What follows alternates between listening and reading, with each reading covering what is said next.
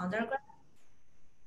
And then because I'm also an undergrad here, I can start from the first quarter. But I feel like it's a smart choice that I didn't work from the first quarter because for the coursework specifically, there's already a lot to do if you really want to put some effort into it. So for me, I choose a class. Some of the classmates, they only spend like several hours on the project. But for me, my group, besides the 4-hour class, we spend at least 8 hours meeting in person to prepare for different presentation and projects. And we also need to do some homework before we meet. So it's although I didn't work during the first quarter, I still feel like I live a very busy life. And also for international students, we can still join the partnership program because for that, I think company provides scholarship rather than paycheck directly. So you don't need to apply for CPT to join the partnership program. So I think it's a great opportunities. You can try to have some taste of how the real world life look like, and also some on-campus job. Some are like in the dining hall. That's although it's not major related, but you can get your social security number through those kind of jobs, or you can work in the library, work in the gym. There's different opportunities can help you get the social security number. And after that, after you finish 3 quarters, you can apply for CPT and work off campus. Okay. Yeah. Great. I hope this answers your question. So Eva has another question. How is CDM different from HCDE? I'm intending to apply for both, but cannot tell the difference between the program. So HCDE is Human-Centered Design Engineering. Yeah. It's another program at University of Washington. And Heather, you might have heard questions before, through complete accounts. Do you want to tell? Yeah, so we get this question a lot, and HCDE is a very technical program. So you're actually learning programming, and it's an engineering program. So whereas the communication leadership is at its core a communication program. So we are about strategic communication. The MCDM degree does offer some classes in UX design and user interface, which is the little area that overlaps with HCDE because they also have some UX design classes. But our curriculum is primarily based around communication strategies. So content creation skills, literacy of emergent technologies, your proficiency in platforms, and how are you learning about strategic communication within those technologies versus HCDE is much more of that engineering technical programming side of things. I see. Okay. Let's move to the next question. Does this program provide studying or student visa? Yes. So if you are a full-time student, as an international student, I think you have to be a full-time student. We have to be the full-time student and register for at least 10 credit for grad student. And you will be the F1 visa. And Heather, you can always correct me if you have more things to share. Okay, yes, so F1 visa. We can move to the next question, Jenny. So speaking of STEM, is there a strong requirements this project have for information processing and computer operation ability? Will we take some pre-course in advance? So Heather, I think that's your area. So I think the student is asking about if there is any prerequisites for our program, if it is a STEM major. Right. There are no prerequisites as long as you meet the graduate school's admission requirements. We get students from a wide variety of backgrounds. So we've had French majors, music majors, we have people from communication, business, engineering, history, all over. So we don't care what your background is. We set you up for success in the program there's summer readings and preparation that we recommend you do. There's a common book everyone reads during the summer before they start their first year. And then if you do want to gain extra skills that you don't already have, there are a number of workshops that are offered in the program so that you can learn video editing skills or different programming skills if you want to learn that. And so there's those options to learn that, but there's no prerequisite coursework or specific major that you have to have. Okay, thanks. So I think next question is also for Heather. Like, can I, from Eva, like, can I transfer HCDE after I got admitted to MCDM? So there's no such thing as transfer at the graduate level. At the UW Graduate School, you're only admitted to one program. So you're admitted to a specific program, not to the university as a whole. Sometimes at the undergraduate level, you're admitted to the university and you can change your major. It doesn't work that way at the graduate level. So we have had a few people decide to add a second degree in another department after they started in our program, and they have to apply to that degree the same way as a brand new student would apply to that degree. Yeah, great. Next question from Amber. What proportion of does the international students find internship or full-time job? So I can share a little bit about what kind of support that we have to help our international students to get their internship and full-time job, because we do have a large number of students are doing their internship while they're still in the program or working full-time in the second year. So as my position as the head of Outreach, I also help with students with career development.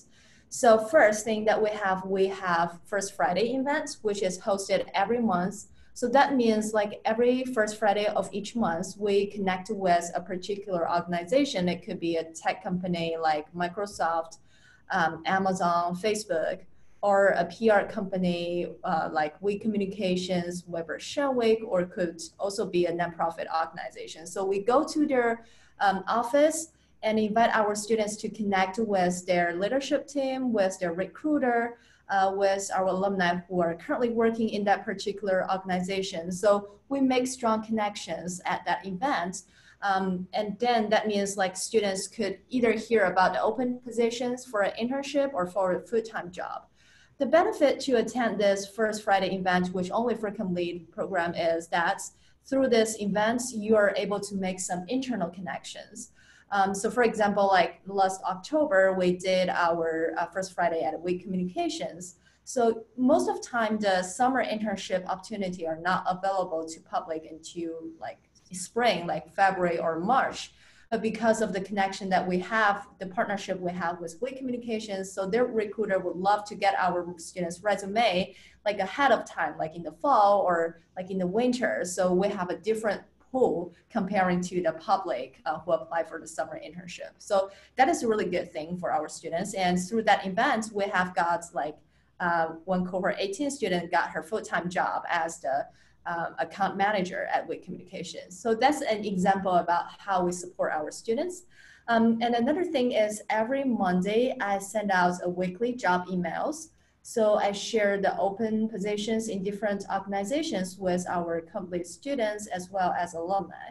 So every time when I share a job, I'm not just searching that from online, but it's like a job that we get either from our alumni or from our community network. So we always have a connection to help you connect with someone at that organization. So you might heard about that in the United States, that it's not only what you know, but it's also who you know. So we make that connection like to help you find your dream job. So I hope this answered your question, Amber. Okay, so let's move on to the next question from Samiran. I think it's more like a requirement question for Heather. So I am a bachelor in mass communication and a master's in advertising and public relations from India. I rate 3.0 or B grade point average is required. So do you need the conversion of my degree or just the transcripts would work? Hi, Simran. So as long as your transcripts are in English, so that the committee can read them, we don't need an official evaluation or conversion or anything for the application process. The UW Graduate School will calculate those international GPAs for us. So even if it's a different system, then you can just upload the unofficial transcript and that's fine. Okay, cool. So next question is about program requirement. What is the requirement to apply this program? Does it require TOEFL? It does require TOEFL. The minimum requirement of TOEFL is 92. Is that correct, Heather? Okay, so for other requirements of this program, all the requirements are being listed on our website. So Heather is typing in the link that's to our chat box that you can check out the requirements. Do you want to add anything more about? Okay, yeah. Heather just added the link, complete how to apply. So you can look through the list about what requirements are needed. Do you want to add anything on this question, Heather? I can't actually see that question. I think it was just sent to you. Oh, okay. Yeah. So basically that question is like, what is requirement to that program? I think we have already covered. Okay. Okay, next question, still from Samaran. So do you also provide scholarship program? I think that's a question for Heather. Actually, the only form of scholarships we have are the partner programs. So do you want to talk a little bit about how the partner program works? Yes. So our head of creative strategy is in charge of the partner program. But in general, I think it's like a quarter-long program. Like for students, we work with like different organizations outside Complete. It could be like an organization at UW, like School of Social Work, or it could be a media agency like Crosscut. And students are eligible to apply for one of this partner program. I think as an international student, because we have the internship is only like for 20 hours. So probably you can only apply for one partner program. And then once you get it started, once you select it, and it depends on like the different program, and it will range from $1,000 scholarship a quarter to $2,000 scholarship a quarter. So that will be deducted from your tuition fee. And so that is one option. And the other option is from this quarter, we are opening some internship positions within Complete. So for example, like we recently hired our content strategist to help us with our newsletter. And also next spring, I'm going to hire like a student, international students to help us with like international recruitment, with marketing, and also with like event management. So we do have a couple of like part-time positions open in Complete department as well. And other than that, I think as an international student, you can also apply for different kinds of on-campus like positions. Especially with computing. Mm-hmm. So we have studios, and we also have like a camera room. So you can check out different equipment there. And being a student, you can work in that studio and then help students with training how to use the cameras and help them check out different equipment. And I think it's an on-campus job. No matter you're local or international student, you can work and then get paid. Okay. Yeah. And also I know that one of our cohort 19 student, Evelyn from Taiwan, she got a position at School of Nursing to help them produce video. So it could be like good internship opportunity, but will also help you to pay some tuition fees. Okay. So this next question from Alaska. Regarding the application, not sure if we are there yet. I'm planning to ask one of my college professor for reference, but I'm not sure what his level of English written skill would be. So how would that affect my application? And would you rather me to ask someone who was not my teacher, but knows me and has better English skills? That's a good question for reference, especially for if your professor's native language is not English. So Heather, could you please provide some suggestions? Yeah, I would say we don't have any preference as far as whether your recommenders are professional or academic. It can be any mix. It can be all of one or the other. We really don't care. So I would ask the people that are best able to speak to your ability to succeed in a graduate program, or your experience in communication industry, if it's a professional reference. As long as they can get the point across, I don't think it's that big of a deal if their English isn't perfect. Or they could also maybe get some help writing a letter, maybe from someone with a little stronger English ability. So don't let that stop you from asking that person, because we're not going to judge their English on your application. Okay. Thanks, Heather. So that question is about English proficiency, language proficiency from Ray. So regarding the language proficiency, do you accept diploma instead of an actual degree if I study in England? I don't know if I get what does it mean. So Heather, do you know what this question mean?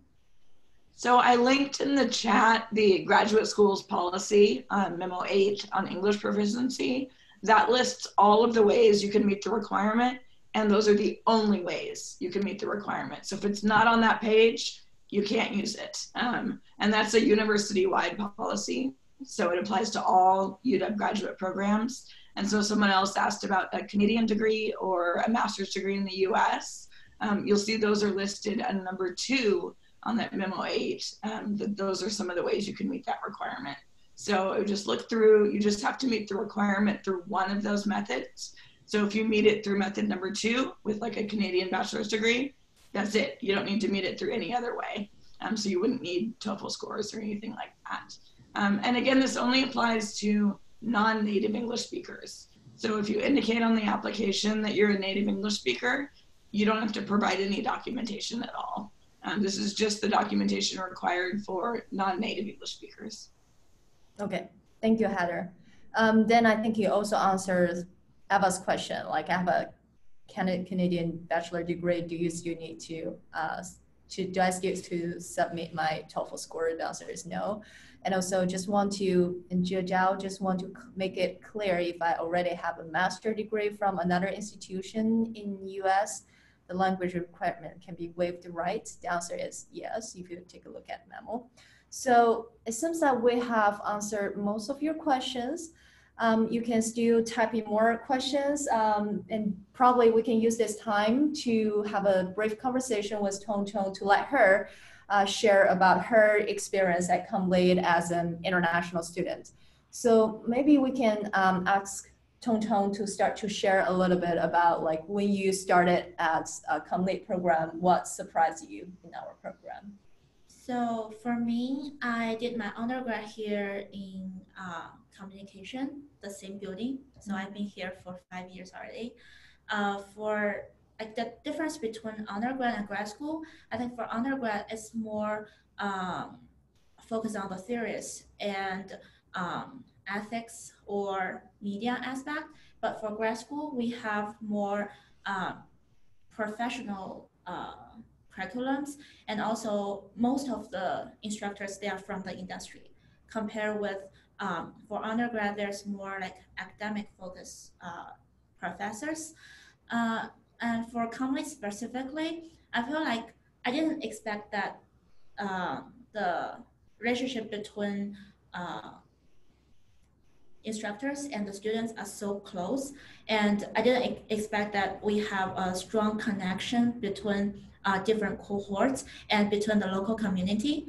I feel like the culture has also impressed me.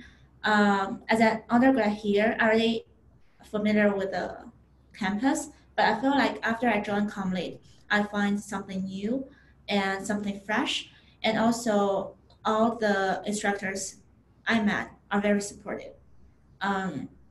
For example, if you attend the specific class and then they have a final project or midterm project, the professor or the instructors will support you to enrich your own experience or portfolio. For example, they have more open or give you more freedom to choose whatever format you want to do. For example, if you want to do something related to video, you can create a video that match the topics and themes. Or if you want to become a UX designer, user experience designer, you can even create an app that match those specific topics. And also, I feel like since a professional program, the students' population is very diverse. There are students from the industries, or there are students from different backgrounds. They study biology, music, or business while they were in undergrad. But now we are in the same program. And also, before I applied, I saw that there's different track. There's content strategy, there's UX design, there's marketing, video production. And when I was in the program, I feel like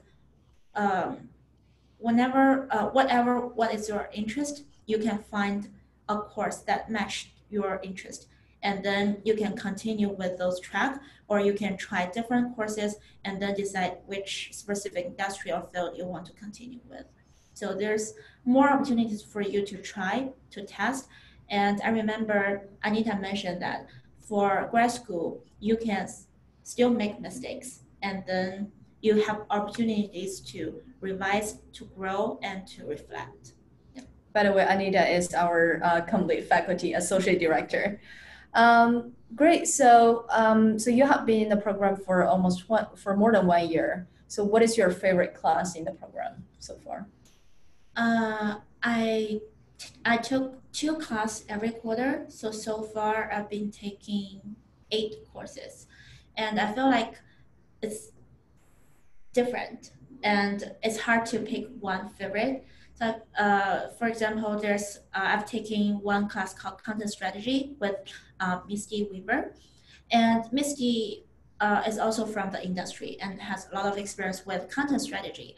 And for that class, I learned a lot, and it kind of gave me a guideline how to work in the as a content strategist or related to content. And we also have a real client for that class.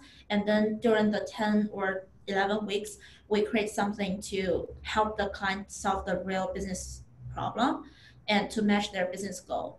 And I'm also taking a UX class this quarter. And for that class, although I take a research class about UX during the first year, but I still feel like I have less experience in UX field. But after that class, the instructor help us walk through a whole project in 10 to 11 weeks. During the final week, we create something that from zero. For example, I create an app. Also, although it's only a prototype, but I still feel like I create something from zero. It's very fulfilled for me, and I learned different skills. And also, we have panel that invited different people from different industry or background. They all relate to UX, so you can learn what people do in real world, and then make decision whether you want to become a UX designer, or you want to become a UX researcher, or content strategist, or any kind of job you want to do. And then you can make connections. So I feel like all the class I've been taking is in some way that you can always learn something new. Yeah, great. So last question, I think is most relevant with everyone who are in the other side of the screen, is about applications. So TongTong has been gone through like all the application process as an international student. So do you have any suggestions for everyone? Especially, I know like there is a student asking about video, like what to talk to within the 90 seconds video, and can you share about that as well?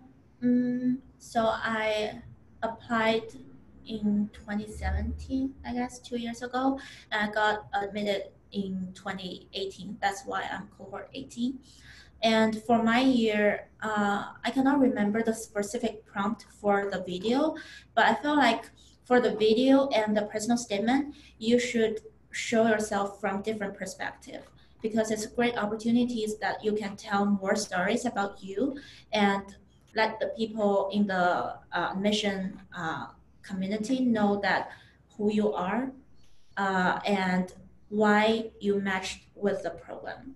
Because I feel like it's hard to tell a true self behind the screen or only through 90 seconds. 90 seconds or 500 words. So you need to take advantage of both.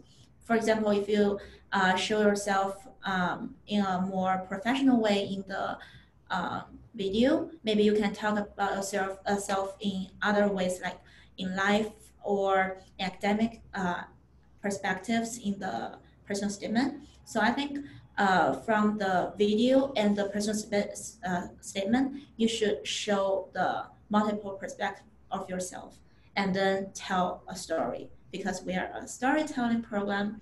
I feel like storytelling is a skills you can develop throughout the program, but also is a lifelong skills you can use in different ways. For example, the personal statement and the videos.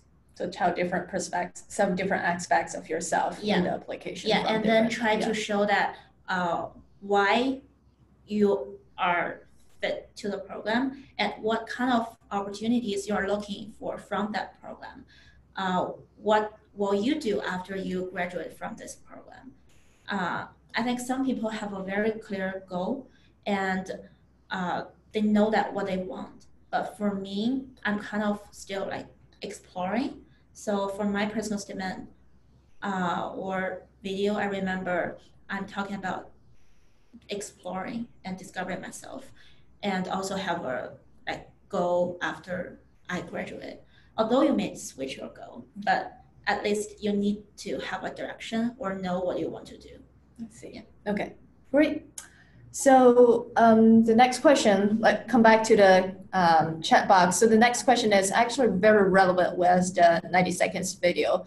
So in the application, it says that you have to recite a life story relating to why I want to join MCCN. So I'm not getting what kind of life story do I need to record for my application. So I hope like what TongTong shared with you can answer part of your question. But Heather, do you want to add more from academic side? Yeah, I want to say first, it's a story from your life. It doesn't need to be your life story. If you can tell your life story in 90 seconds, then you haven't really done much. So we've had a lot of variety on the video. Some people have talked about, say, a relative, like their grandmother who used to always tell stories, and that got them interested in storytelling, and that's why they're coming to this program.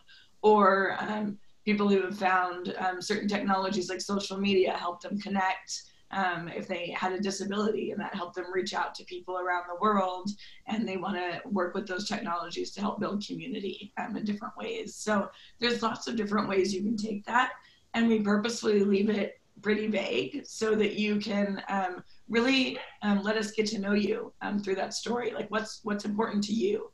What are you passionate about that makes you want to go into this field and work in communication? Okay, thanks.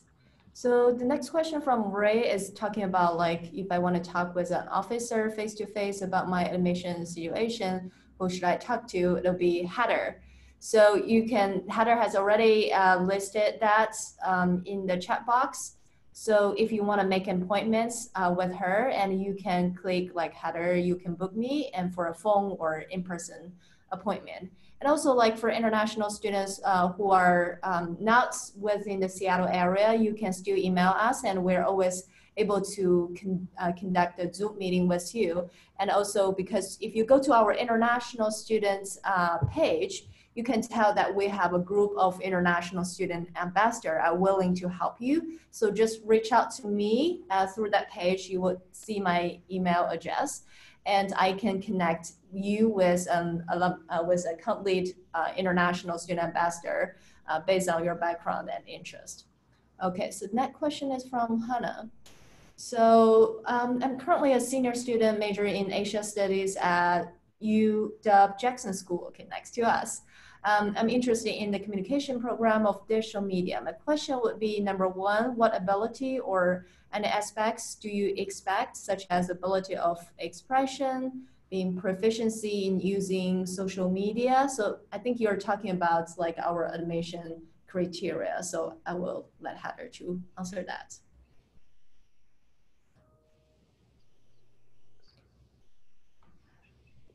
So Getting a link. Heather, yeah, that's a very long question, yeah, to talk about.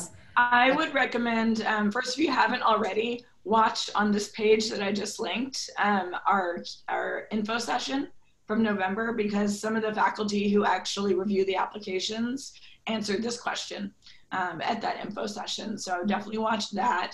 Our previous live Q&A, I think there was, this question was also covered on that. And so definitely look at that to see what the faculty said, since they're the ones that actually review the applications. But I mean, like I said, we don't have prerequisites for the program. So when they're reviewing your application, they're really looking at what are your goals and will this program help you reach them? And how will it help you reach them? So we're not concerned so much with what you've already done. We're concerned with what you want to do and why this is the right program to help you get there. With the right, outside of the classroom experiences that are going to help, build up your network and your skills, the classes you want to take that are going to help you gain those skills to get the job you want. So we really want you to explain why this program, what your goals are, how it's connected to that, rather than, what you've already done. Your resume basically tells us what you've already done. So don't reiterate any of that in your personal statement or your video, because we can look at your resume and see what you've done. So really think of those three pieces as separate and don't repeat anything between them. Okay, great. Thank you, Heather. So next question from Ze. Although there is no specific academic background required to apply to this program, are there any experience preferred academically and professionally? So in terms of our academic background, I think our students are very diverse. Like we have students come from communication or media background, but we also have students come from political science or design or biology, oceanology. So very different backgrounds. And for regarding the academic and professionally, so we are a professional degree. But we do have students who come to our program directly from undergraduate, like TongTong. And I would say about like half of our students, Heather, you can correct me, about half of our students have like either young professional, middle career professional who have working experience full-time, or at least students who, like TongTong, she did some internship as well for her undergraduate. So we do hope that you have more or less like professional experience. It doesn't have to be full-time, it could be like internship as well. So do you want to add anything on this, Heather? Regarding to the academic or professional experience? Yeah, so about half of our students are coming straight out of undergrad. And so most of them haven't had any full-time work experience, and that's totally fine. Really, we just want to know that you know what you're getting into as far as the career you want to go into. So, for example, someone that might not get admitted might talk about, how much they love public speaking and communication skills, and they really want to be a great public speaker. Well, that's not what our program is. And so that just shows a lack of understanding of the program or the field itself of communication. Because communication as a field, yeah, you might have to give presentations, but it's not public speaking. That's a different thing. And so I would say as long as you have enough experience, whether it's taking classes or just volunteering, doing an internship, that you kind of understand the landscape of communication, whether it's journalism, public relations, marketing, whatever field you're wanting to get into, and then can say why this degree is going to help you launch that career. That's what we're looking at as far as, do you know what the field is and what you're preparing for as your next career goal. Okay, great. So next question from Zhong Ray. So I have read the personal statement instructions on our program page. So how should I weight these two questions when I prepare my personal statement? So Heather, I think it's a question for you again, regarding to like personal statements, like how to answer the two questions and weigh these two questions. Yeah, I would say don't think of that as two questions. It's one statement, and we list it out as explain one, how the MCDM or MCCM degree will specifically help you advance toward your professional goals, and two, why you're a good match for the program. But really, those are integrated. They're not separate questions. So in your statement, you only have 500 words, so it's very short. So you really want to make that case for how this degree is going to help you specifically. So that's where the match is, move towards your professional goals. So I don't think of it as two separate questions. I think it's one holistic statement that addresses both of those. Okay. Thank you, Heather. I think there's one more question from Zilla. So will we only have one shot for the video?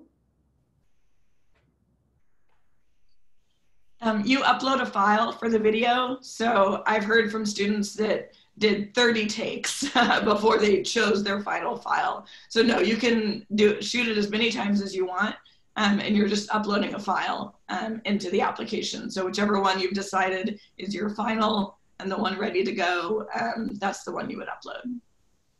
Okay.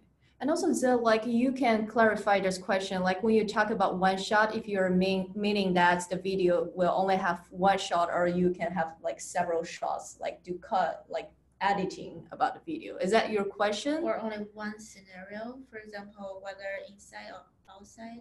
Yeah, I think that sounds like what he's asking for. So it is one take, no editing, no graphics. We're not judging your video skills. We just think of it like a Skype interview or a Zoom interview where you're answering one question. So we just want straight shot of you talking to the camera, telling the story. So no, please don't do editing or different shots in the video. It's just you talking. You know, most people just take their phone and just, you know, like you're FaceTiming someone. Okay, yeah, great. Thank you, Heather. Yeah, if you have more questions, you can tap in here. But before we end our session today, I can tell everyone about how to connect with us in the upcoming months before the application deadline. So first, on January the 7th, if you go to our program page, admission events, you can tell that we have another online session on January the 7th and January 27th. So that's what more focus on the Q&A and application questions. So when you are submit your application, if you come up with more questions, feel free to sign up for our future online sessions. So that's the number one way to connect with us. Number two, if you're in the local area, like Seattle area, I would say on January the 10th, we'll have our first Friday, second Friday events at UW Commotion. So Commotion is like UW Startup Hub, technology hub that will have different like technology or startups in the local area. So we'll have our network event there. And if you are interested in as a prospective student, you can join us and have a flavor of our what our company First Friday looks like, and connect with our students, our alumni, faculty, as well as prospective potential employers. So if you're interested in that, you can just go to our main page. Then we have like event calendar on our page, and you can search for UW Commotion, or you can go to our Facebook page, search events, and to register from there.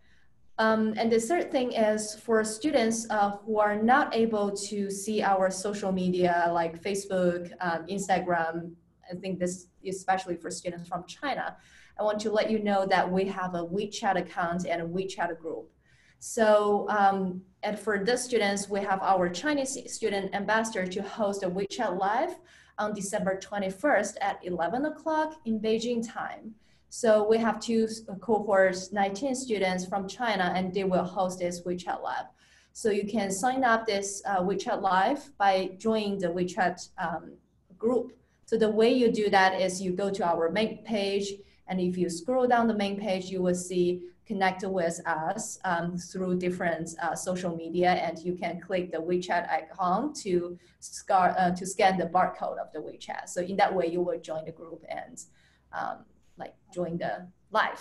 So these are, oh, thank you, Heather. So these are the way that you can connect with us. Is there anything that you would love to share about how to connect with us?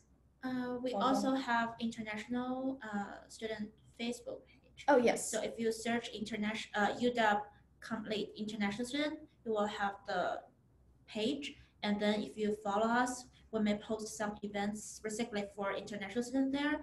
And also you can try to DM us or send a message or comment, and I will reply to you. Okay, yeah, great. I think we have covered everything. We'll give you maybe 30 seconds to ask for one last question if you still have. If you don't, we can probably end up here. Heather, do you have anything to add? No, okay. Yeah, so thank you everyone for joining our information session today, and I hope you have a wonderful weekend and good luck with your applications. Yeah. Okay, we'll stop from here. Bye. Bye.